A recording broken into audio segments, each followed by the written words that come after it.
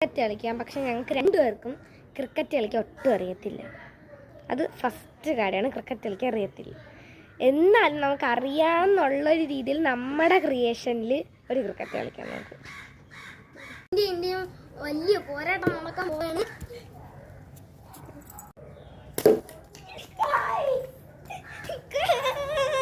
ഒന്നാം ഇന്ത്യക്ക് ഒരു പോയിന്റ്.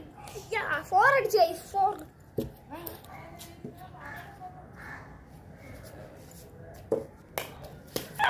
എനിക്ക് കൊണ്ടടിച്ചു.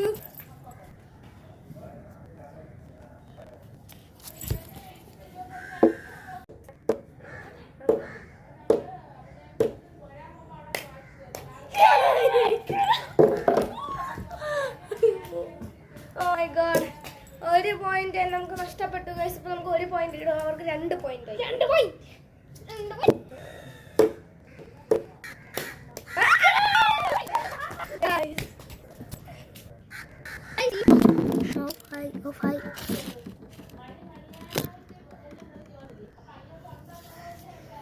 ഈ മാച്ച്